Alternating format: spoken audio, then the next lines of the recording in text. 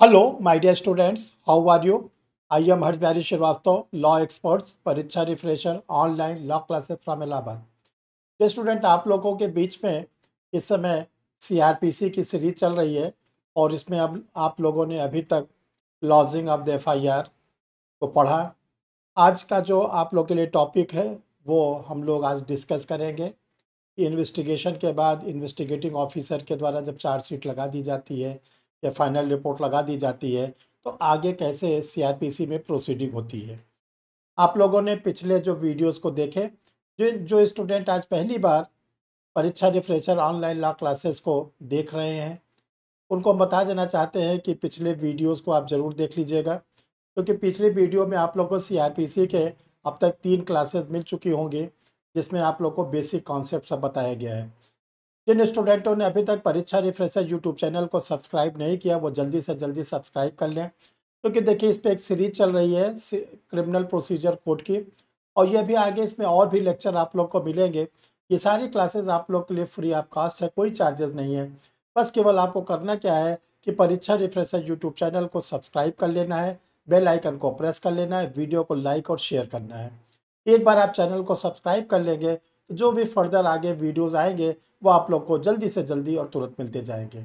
परीक्षा refresher YouTube channel law के स्टूडेंटों के लिए फुली डिवोटेड है। इसमें कोई वैकेंसी अगर एडवर्टीज़मेंट आता है उसकी जानकारी आप लोग को दी जाती है, एग्ज़ामिनेशन की डेट की जानकारी दी जाती है, सिलेबस की जानकारी दी जाती है।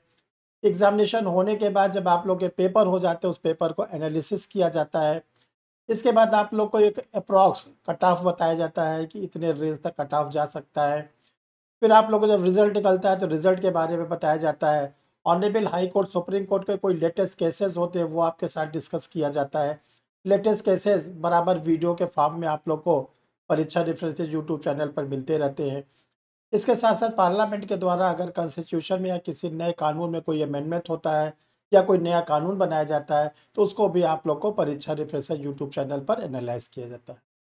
ये स्टूडेंट परीक्षा रिफ्रेशर यूट्यूब चैनल आप लोगों के सहयोग से 15,000 सब्सक्राइबर की सीमा को पार कर गया है। ये केवल आप लोग का डिवोशन, आप लोग का प्यार, आप लोग का समर्पण रहा कि जो ये चैनल दिन पर दिन आप लोग के सहयोग से आगे बढ़ रहा है। तो चलिए डियर स्टूडेंट, हम लोग आज अपने टॉपिक पर आते हैं। देखिए आज हम लोग का टॉपिक है the code of criminal procedure 1973 का। अगर एफआईआर लॉज हो गई है, जो हमने पिछले वीडियो बताया था उसी से आगे बढ़ रहे हैं। अगर एफआईआर लॉज हो गया है और एफआईआर लॉज होने के बाद उस पर एक इन्वेस्टिगेटिंग ऑफिसर बनाया गया जिसको हम लोग आईओ कहते हैं, और फिर आईओ ने इन्वेस्टिगेशन किया। इन्वेस्टिगेशन के बाद आपको बताया गया था कि 173 सब क्लास 2 173 सब क्लास 2 सीआरपीसी में वो अपनी पुलिस रिपोर्ट न्यायालय को भेज देते हैं। देखिए ये वो जो पुलिस रिपोर्ट आती है वो 2 फॉर्म में आती है, या तो फाइनल रिपोर्ट के फॉर्म में आएगी या चार्जशीट के फॉर्म में आएगी। देखो एक चीज़ तो ये आप लोग बहुत अच्छी तरह ध्यान रखो कि जो पुलिस ऑफिसर के द्वारा एफआईआर का इन्वेस्टिगेशन करके अपनी रिपोर्ट भेजी जाती है या तो वो फाइनल रिपोर्ट के फॉर्म में होगी या चार्जशीट। ऐसा नहीं कि आधी आधी फाइनल रिपोर्ट आधी चार्जशीट, ऐसा नहीं। या तो फाइनल रिपोर्ट होगी जिसको एफआर हम लोग कहते हैं अंतिम रिपोर्ट, या तो चार्जशीट होगी जिसको हम लोग आरोप पत्र कहते हैं सीएस। ठीक। अब देखो डियर स्टूडेंट, ये होता है कि अगर फाइनल रिपोर्ट या चार्जशीट जो भी कोर्ट आई है तो आगे क्या प्रोसीडिंग होगा। तो सबसे पहले हम लोग ये जानेंगे, अगर पुलिस ऑफिसर ने इन्वेस्टिगेटिंग ऑफिसर ने अपनी जो रिपोर्ट भेजी है वो फाइनल रिपोर्ट के फॉर्म में भेजी है। देखिए पहले वाले पर हम लोग इस पर डिस्कस करेंगे। अगर पुलिस ऑफिसर ने अपनी जो पुलिस रिपोर्ट भेजी है वो in the form of final report, तो जब फाइनल रिपोर्ट आती है तो ध्यान रखिएगा कि अब सीआरपीसी अमेंडमेंट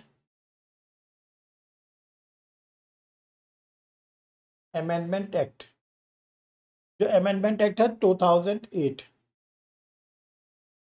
इसमें चेंजेस किया गया है। क्या चेंजेस किया गया है कि जब मजिस्ट्रेट के पास कोई फाइनल रिपोर्ट आए तो मजिस्ट्रेट को ये ऑप्शन दिया गया है कि आप सबसे पहले कंप्लेनेंट को बुलाइए, कंप्लेनेंट को सम्मन करिए जिसने एफआईआर लॉन्च की थी, जो विक्टिम था। ठीक है। अब देखिए, जो कंप्लेनेंट है उसको सम्मन भेजा जाएगा, उसको बुलाया जाएगा। तो दो बातें हैं, ध्यान से समझिए। कंप्लेनेंट को आना ही आना पड़ेगा, ध्यान रखिएगा। कंप्लेनेंट आके भले कोर्ट में ये कह दे कि मैं मुकदमा नहीं लड़ना चाहता, कंप्लेनेंट कोर्ट में आके भले कह दे कि मैं मुकदमा लड़ना चाहता हूँ, बट उसको आना पड़ेगा, ये ध्यान रखिएगा। और ये जो प्रोविज़न बनाया गया है ये सीआरपीसी अमेंडमेंट 2008 के द्वारा। अब देखिए, जो कंप्लेनेंट है, कंप्लेनेंट कोर्ट में आते हैं, थ्रू एडवोकेट आते हैं और मजिस्ट्रेट के सामने वो अप्लीकेशन देते हैं। इन्वेस्टिगेटिंग ऑफिसर आईओ के द्वारा जो एफआर लगाया गया है, फाइनल रिपोर्ट लगाया गया है, वो मुझे मंजूर है, मुझे कोई दिक्कत नहीं है। अगर ऐसी वो अप्लीकेशन देते हैं तो ध्यान रखिएगा कि जो मजिस्ट्रेट है वो एफआर को एक्सेप्ट कर सकते हैं, स्वीकार कर सकते हैं। उस मामले में बनाए गए एक्यूज पर्सन को वो डिस्चार्ज कर देंगे। डिस्चार्ज जिसको कहते हैं उन्मोचित, क्या आपके खिलाफ कोई मामला ही नहीं तो आप उन्मोचित हो जाते हो। देखो, दूसरी कंडीशन ये है कि वो एक्यूज पर्सन, अरे वो विक्टिम तो आया, लेकिन विक्टिम ने नाराजगी प्रकट किया एफआर पर। उसने ये कहा कि एफआर में जो इन्वेस्टिगेटिंग ऑफिसर ने एफआर लगाया है, मेरा तो कोई स्टेटमेंट रिकॉर्ड किया ही नहीं, मेरे पास ढेर सारे एविडेंस है, मैं तो इंतज़ार कर रहा था कि पुलिस ऑफिसर को सारा एविडेंस दूंगा और मुझे एफआर मंजूर नहीं। ये ज़्यादा होता है, एफआर के अगेंस्ट प्रोटेस्ट ज़्यादा होता है। तो क्वेश्चन ये होता है कि अगर एफआर पर वो कंप्लेनेंट नाराज़गी प्रकट करता है तो वो एप्लीकेशन देता है, उस एप्लीकेशन को कहा जाता है प्रोटेस्ट एप्लीकेशन। प्रोटेस्ट एप्लीकेशन कौन देगा? कंप्लेनेंट। इस प्रोटेस्ट एप्लीकेशन को हिंदी में कहते हैं अभ्यावर्धन प्रार्थना। अभ्यावर्धन प्रार्थना प्रार्थना पत्र रिटन फॉर्म में होता है, थ्रू एडवोकेट। देखिए, जैसे कंप्लेनेंट के द्वारा प्रोटेस्ट एप्लीकेशन दिया जाता है मजिस्ट्रेट की कोर्ट में, जो एफआर होती है वो ट्रीट एज कंप्लेंट, जो हमने पहले से आप लोग के लिए लिखा था। अब वो जो एफआर है वो कंप्लेंट की तरह हो जाएगी, और जब कंप्लेंट की तरह हो जाएगी तो ये कंप्लेंट केस ट्रीट हो जाएगा। अब ये केस ट्रीट हो जाएगा कंप्लेंट केस, और जब कंप्लेंट केस ट्रीट होता है तो आप लोग को डियर स्टूडेंट बताया गया है कि सबसे पहले अंडर सेक्शन 200 सीआरपीसी में क्या होगा, जो कंप्लेनेंट है और जो उसके विटनेसेस है, ये दोनों लोग ऑन ओथ अपना स्टेटमेंट रिकॉर्ड करेंगे। यानी जो परिवादी है और परिवादी के जो गवाह हैं वो मजिस्ट्रेट के सामने अपना बयान दर्ज कराएंगे। अंडर सेक्शन 201 में उस मजिस्ट्रेट को यह तय करना है कि मेरे सामने जो इन्होंने स्टेटमेंट रिकॉर्ड कराए हैं, जो इसमें सेक्शन बन रही है, क्या वो सेक्शन को मैं सुन सकता हूँ या मुझसे हायर मजिस्ट्रेट या सेशन कोर्ट लोग सुन सकते हैं। तो मजिस्ट्रेट को 201 में ये डिसाइड करना। अगर उसको लगता है कि ये मामला ऊपर की कोर्ट के द्वारा सुना जा सकता है तो ये 201 में मजिस्ट्रेट उस कंप्लेंट को उस हायर मजिस्ट्रेट को या हायर कोर्ट को ट्रांसफ़र कर देंगे। अगर उसे लगेगा कि मैं सुन सकता हूँ तो 201 में वो आगे प्रोसीड करेगा। फिर देखिए, अंडर सेक्शन 202 में मजिस्ट्रेट या तो खुद इंक्वायरी करे इस मामले का और कंसर्न पुलिस स्टेशन से रिपोर्ट मांगे। रिपोर्ट, आप इस मामले पर एक रिपोर्ट दीजिए अन्वेषण करके। अंडर सेक्शन 203 में मजिस्ट्रेट को कहा गया कि आपको अगर लगता है कि जो कंप्लेनेंट ने अपना स्टेटमेंट 200 में रिकॉर्ड कराया था, जो मैंने 202 में इंक्वायरी किया, या जो 202 में थाने से रिपोर्ट आई है, उसके आधार पर कोई मामला नहीं बन रहा है, तो वो क्या करेगा, 203 में कंप्लेंट को डिसमिस कर देगा। कंप्लेंट डिसमिस, परिवाद खारिज। लेकिन अगर उसको लगता है कि परिवाद जो कंप्लेंट है उस पर मामला बनता हुआ प्रतीत हो रहा है, तो धारा 204 में इश्यू नोटिस करेगा, issue notice to the accused. देखिए अभियुक्त व्यक्ति अभी तक पर्दे के पीछे, क्योंकि इसके खिलाफ एफआईआर लग गया था तो वो तो आया ही नहीं सामने। अब ये कहा गया एक्यूज को सामने लाओ। तो ये देखो डियर स्टूडेंट है फाइनल रिपोर्ट के बारे में प्रोसीडिंग जो लेटेस्ट है, जो आप लोग के एग्जामिनेशन में बराबर आता है। तो एक तो बात ये हो गई कि अगर पुलिस रिपोर्ट फाइनल रिपोर्ट के रूप में आती है तब क्या होगा। दूसरी हम लोग आज अब आगे चर्चा करेंगे कि अगर जो पुलिस रिपोर्ट है अंडर सेक्शन 173 सब क्लास 2 में, जो ये पुलिस रिपोर्ट है in the form of chargesheet, अगर पुलिस ऑफिसर ने चार्जशीट सबमिट किया है तब क्या होगा। देखिए जब चार्जशीट सबमिट होती है तो जो मजिस्ट्रेट होती है वो क्या करते हैं, इंक्वायरी करते हैं, जांच। ध्यान समझिए, तब मजिस्ट्रेट क्या करते हैं, इंक्वायरी करते हैं। इंक्वायरी में उन्हें दो चीजें तय करना रहता है, अभियुक्त व्यक्ति के विरुद्ध प्रथम दृष्टया मामला बन रहा है कि नहीं बन रहा है। तो देखिए इस पे मजिस्ट्रेट के द्वारा जांच किया जाएगा। जांच पे दो चीजें हैं, देखो इंक्वायरी, पहला है कि जो प्रथम दृष्टया अपराध है, प्रथम दृष्टया अपराध,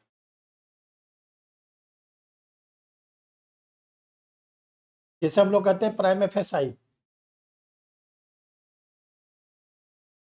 एसआई, अगर नहीं बन रहा है नो, अगर चार्जशीट का इंक्वायरी करने के बाद मजिस्ट्रेट को ऐसा प्रतीत होता है कि जो पुलिस ने चार्जशीट भेजी है उस चार्जशीट को देखने के बाद एक्यूज पर्सन के अगेंस्ट कोई प्राइम एफएसआई नहीं बन रहा है, तो वो मजिस्ट्रेट क्या करेगा, एक्यूज पर्सन को डिस्चार्ज कर देगा।